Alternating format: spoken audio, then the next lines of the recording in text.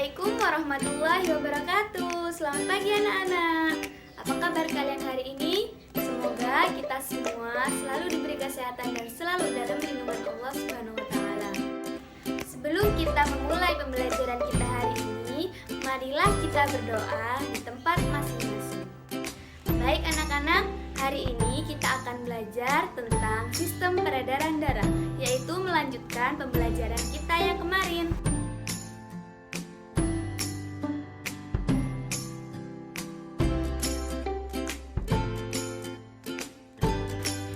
Kemarin kita mempelajari tentang bagian-bagian darah, maka hari ini kita akan belajar tentang pembuluh darah, yaitu tempat mengalirnya darah pada sistem peredaran darah manusia.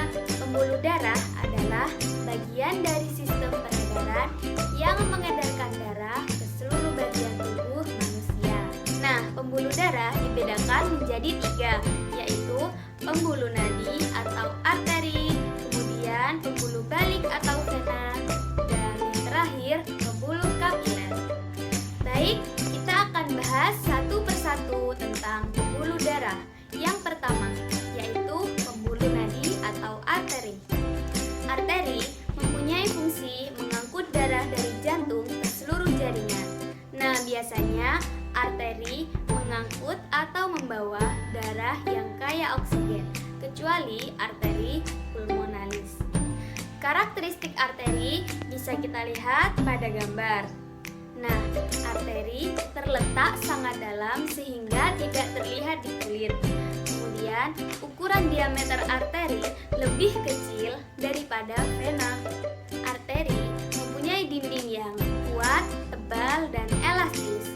Kemudian, arteri hanya mempunyai satu katup, yaitu di awal pembuluh darah di dekat jantung. Pembuluh darah yang selanjutnya ada pembuluh balik atau vena. Nah, vena ini berfungsi mengangkut darah dari seluruh bagian tubuh menuju jantung. Biasanya, darah yang diangkut vena ini yaitu darah yang mengandung karbon dioksida, kecuali vena pulmonalis. Karakteristik vena yaitu terletak di permukaan tubuh sehingga mudah terlihat dan tampak biru-biruan. Kemudian, vena mempunyai ukuran diameter yaitu 1 hingga 1,5 cm, lebih lebar daripada arteri. Vena mempunyai dinding yang tipis dan tidak elastis.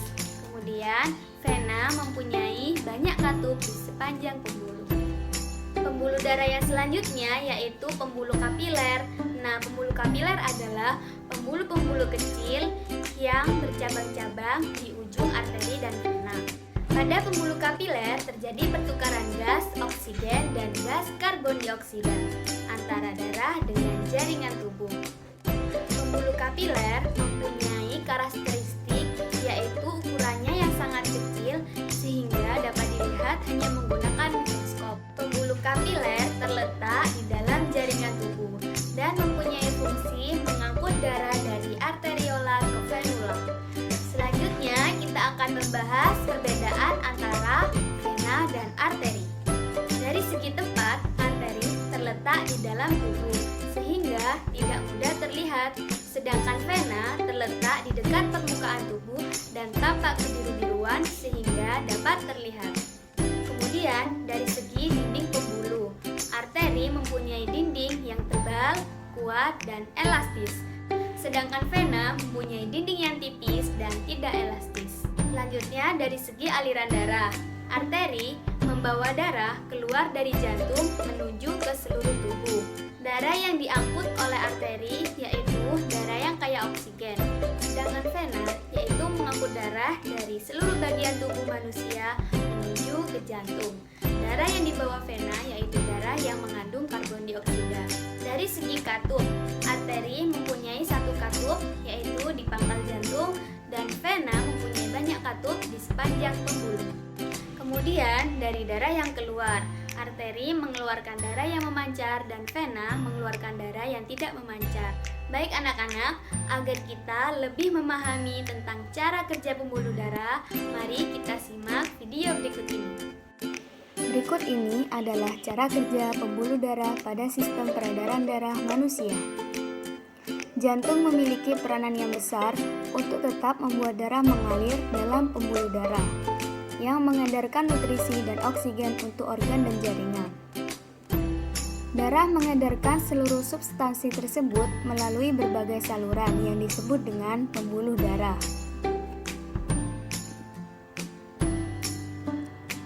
Pembuluh darah meliputi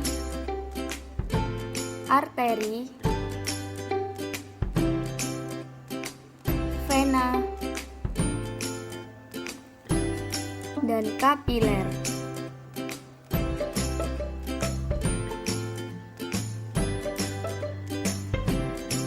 Jantung berkontraksi dan darah akan terpompa menuju aorta, di mana darah yang kaya oksigen dialirkan menuju jaringan tubuh lainnya kecuali paru-paru. Darah yang kaya oksigen mencapai seluruh tubuh melalui pembuluh darah yang disebut dengan arteri. Pembuluh darah tersebut akan bercabang menjadi kapiler. Pada pembuluh kapiler akan terjadi pertukaran gas oksigen dan gas karbon dioksida antara darah dengan jaringan tubuh lainnya. Darah yang berasal dari seluruh tubuh tersebut mengandung karbon dioksida. Darah yang mengandung karbon dioksida akan dialirkan menuju jantung melalui vena.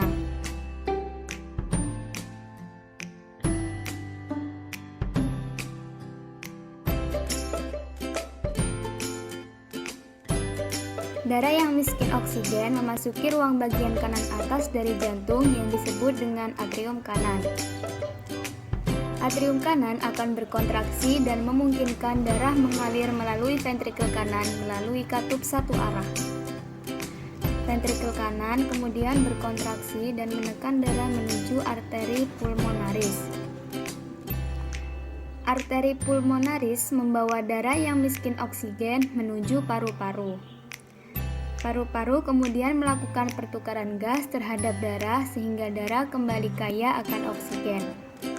Darah tersebut kemudian akan dialirkan kembali ke jantung melalui vena pulmonaris dan kembali mengulangi siklus sirkulasi tersebut.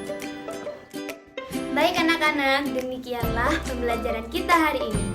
Agar kalian lebih memahami tentang materi sistem peredaran darah, terutama pada pembuluh darah, silakan kalian mengerjakan evaluasi di Google Form. Nah, pesan penting yang dapat kita ambil dari materi kita hari ini yaitu pembuluh darah. Kita semua harus selalu bersyukur kepada Tuhan yang telah menciptakan kita. Karena Tuhan menciptakan organ-organ tubuh manusia sehingga terbentuk dengan sempurna sesuai dengan keunikan dan fungsinya masing-masing. Seperti pembuluh darah yang sangat berperan penting dalam kehidupan manusia. Baik, saya cukupkan. Wassalamualaikum warahmatullahi wabarakatuh.